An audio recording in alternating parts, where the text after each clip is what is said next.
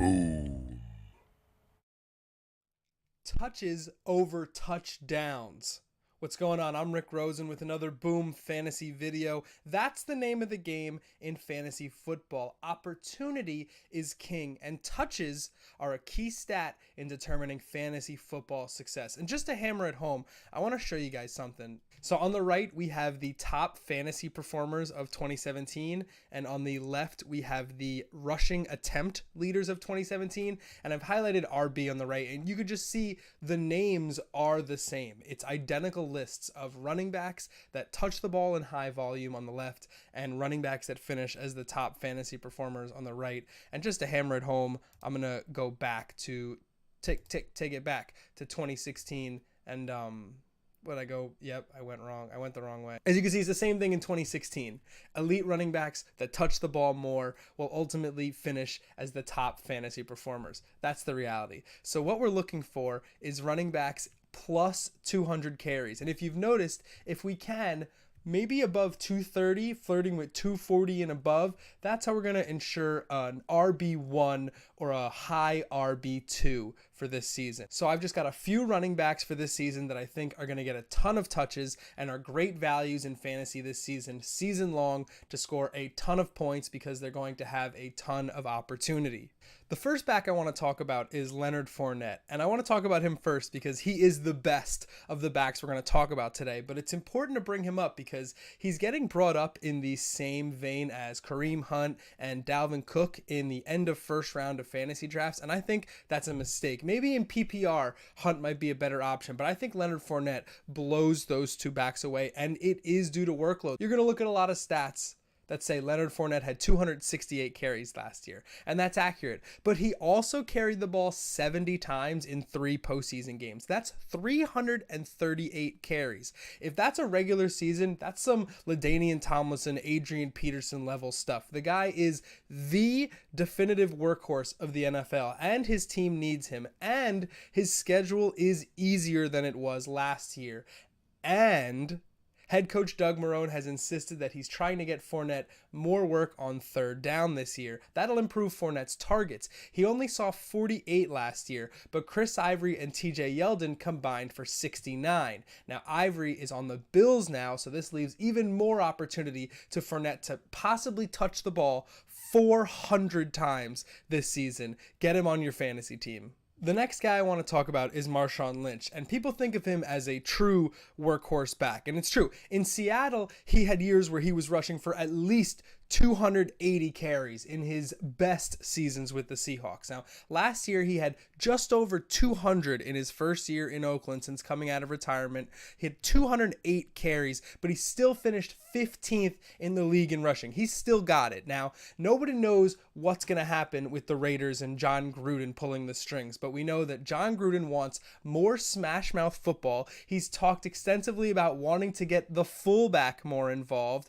and the Raiders have an outstanding offensive line. So all of that shapes up for Lynch to have a really nice year this year. Just to touch on John Gruden a little bit, it's easy to forget that the entire time Gruden was the coach of Tampa, his offenses were not very good. He led a Brad Johnson team to the Super Bowl title, and the Tampa Bay Buccaneers actually tried to remedy this. They used a high draft pick on an Auburn running back named Carnell Cadillac Williams. So what did Gruden do? He used him.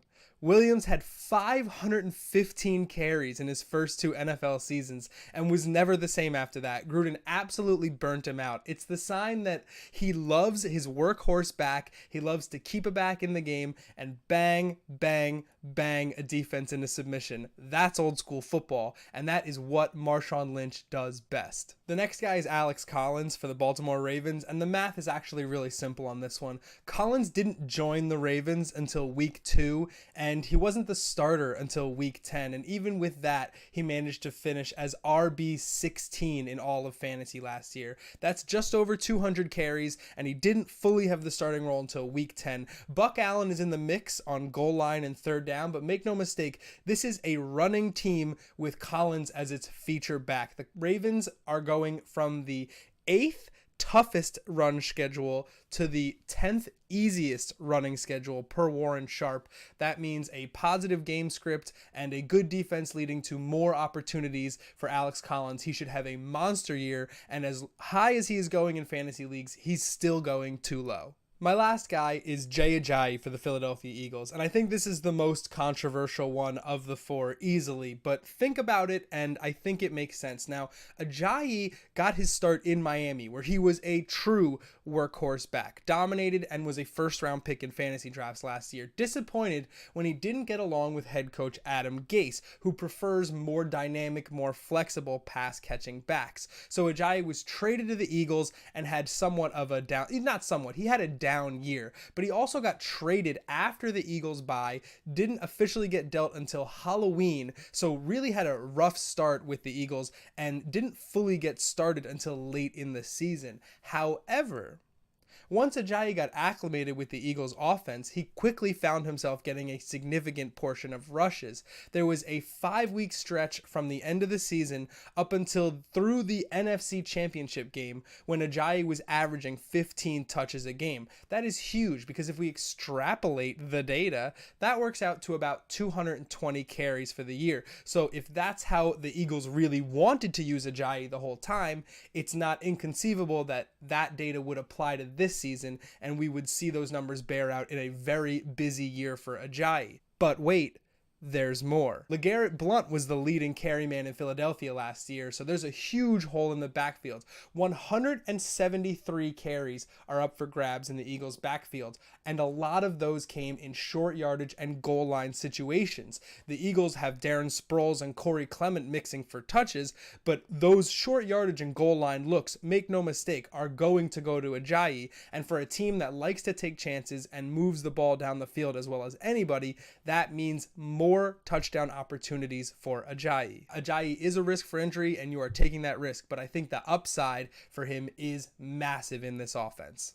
Touches over touchdowns, I'm telling you. That's it for this video. Those are guys that should see increased opportunity this fantasy season. Hey, if you like this video, why don't you show us with the thumbs up, give us a subscribe. If you don't like, scroll down in the comments, let me know what you think. While you're there, check the description for a link to download Boom DFS, premier daily fantasy sports app for Apple and Android devices. Jackpot contest up to $1 million.